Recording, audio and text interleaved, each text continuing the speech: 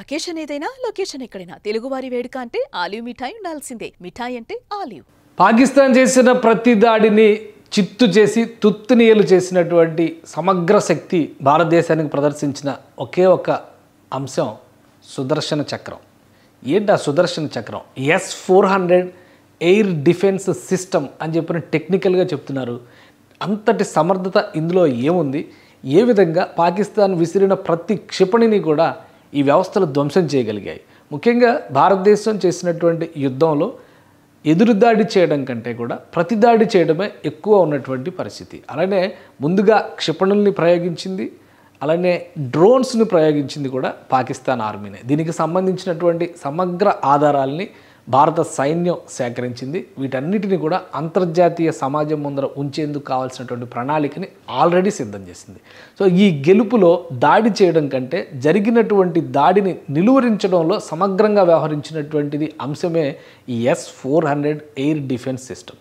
అసలు చూద్దాం S-400 air defence system అంటే ఏంటో. చూస్తే ఇక్కడ నిజంగానే సుదర్శన చక్రం ఇమేజ్లో కనిపిస్తుంది. ఒక క్షిపణి వచ్చినప్పుడు దాన్ని ఏ విధంగా ధ్వంసం చేస్తుందో ఈ ఇమేజ్ చూస్తేనే మనకు అర్థమవుతుంది. దీనికి సంబంధించినటువంటి వ్యవస్థ ఇది కేవలం ఒక వ్యాన్, ఒక వెహికల్ పైన ఏర్పాటు చేసినటువంటి వ్యవస్థగా కనిపిస్తుంది. 400 కిలోమీటర్ల దూరం నుంచి ఉన్నటువంటి క్షిపణులను కూడా గుర్తించి దీనికి ఉన్నటువంటి రేడార్ సిస్టమ్స్తో వాటిని గుర్తించి వాటి లక్ష్యాలను ఫిక్స్ చేసిన వెంటనే ధ్వంసం చేయడమే టార్గెట్గా ఈ వ్యవస్థలన్నీ కూడా పనిచేస్తాయి. ఇటీవల కాలంలో ఇది సూపర్ వెపన్గా అందరి బంధనలో పొందుతుంది. ముఖ్యంగా రష్యా ఉక్రెయిన్ యుద్ధంలో కూడా దీన్ని విరివిగా ఉపయోగించింది. దీని డెవలప్మెంట్ ప్రాసెస్ అంతా చేసింది కూడా రష్యానే. రష్యా దీన్ని తయారు చేసిన తర్వాత అనేక మాడిఫికేషన్స్ జరిగినాయి. S-400 రూపంలో ఇది పెద్ద ఎత్తున అభివృద్ధి చేసిన తర్వాత అనేక దేశాలు దీనిపైన ఆసక్తి చూపించినాయి. ఇప్పుడు ఉక్రెయిన్ యుద్ధంలో కూడా ఇది కీలక పాత్ర పోషించినటువంటి వెపన్.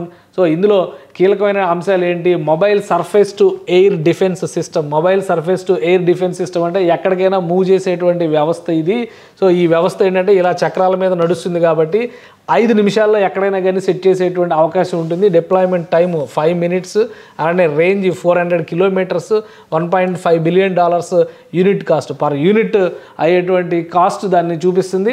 అలానే ఇది ఎయిర్ క్రాఫ్ట్స్ని, డ్రోన్స్ని, క్రూయిజ్ మిసైల్స్ని, బ్యాలిస్టిక్ మిసైల్స్ని కూడా. బ్యాలిస్టిక్ మిసైల్స్ అంటే ఇది గైడెడ్ మిసైల్ సిస్టమ్స్ని కూడా ఇది ట్రాక్ చేస్తుంది. ఇక సర్వేలెన్స్ విషయంలో 360 డిగ్రీస్ రేడియేషన్తో ఎటువైపు నుంచి వెపన్ వెళ్తున్నా కానీ దాన్ని గుర్తించేటువంటి సామర్థ్యం దీనికి ఉంటుంది. దీనిలో ఉపయోగించేటువంటి మిసైల్స్ రేంజ్ కూడా 4 రకాల మిసైల్స్ రేంజ్ ఉంటుంది.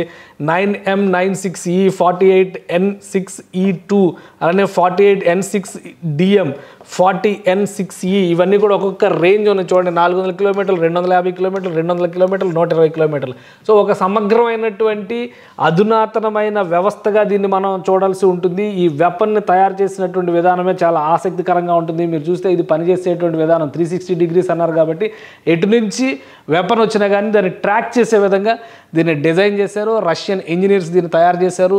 1999 నాటికే ఇవి డెవలప్ చేసినటువంటి S-200 రకం, తర్వాత అప్గ్రేడెడ్ వర్షన్ ఇప్పుడు S-500 సిరీస్ను డెవలప్ చేశారు.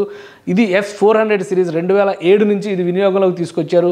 ఇప్పుడు ఉన్నటువంటి అధునాతన వ్యవస్థల్లో ఇది కూడా చాలా ముఖ్యమైనటువంటి వ్యవస్థ. సో ఆ రేడార్ ట్రాక్ చేస్తుంది. అదే తరహాలో దానికి కావాల్సినటువంటి ఈ మిసైల్ని ధ్వంసం చేసేటువంటి మిసైల్ విధ్వంసక క్షిపణిని ఇందులో లోడ్ చేసేటువంటి వ్యవస్థను మనం చూస్తున్నాం. దానిలోనే ఒక కంట్రోల్ రూమ్ తరహాలో ఉంటుంది.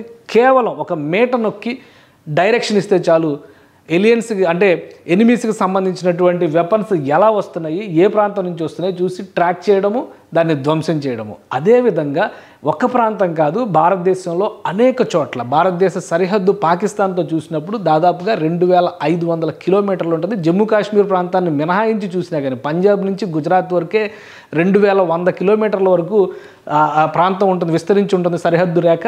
సో ఈ ప్రాంతం మొత్తం కూడా సురక్షితంగా ఉంచుకోవాల్సినటువంటి బాధ్యత భారతదేశం మీద ఉంది. ఎందుకంటే Gujarat very well developed state, అలానే రాజస్థాన్, ఇంకోవైపు పంజాబ్ వ్యవసాయం మీద ఎక్కువ ఆధారపడినటువంటి రాష్ట్రం. ఇక్కడంతా చిన్న చిన్న నగరాలు అతి సమీపంగా సరిహద్దులకు ఉంటాయి కాబట్టి భారత ప్రభుత్వం గతంలోనే ఈ వ్యవస్థలన్నింటినీ కూడా ఆ ప్రాంతాల్లో మోహరించింది.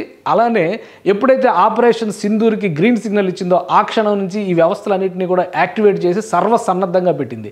ఆపరేషన్ సింధూర్ జరిగిన వెంటనే పాకిస్తాన్ ఖచ్చితంగా దాడి చేస్తుందనేటువంటి సంకేతాలు ఉన్నాయి కాబట్టి ఇమీడియట్గా వీటి ద్వారా నిరంతర నిఘాను పెట్టింది. వీటితో పాటు డ్రోన్స్ నిఘా నడిచింది, అలానే నిఘా కెమెరాల వ్యవస్థను ఉపయోగించింది. రాఫెల్ వంటి ఉన్నటువంటి అధునాతనమైనటువంటి విమానాల ద్వారా గస్తీ నిర్వహించింది. ఎప్పటికప్పుడు అప్రమత్తంగా భారతదేశం ఉంది.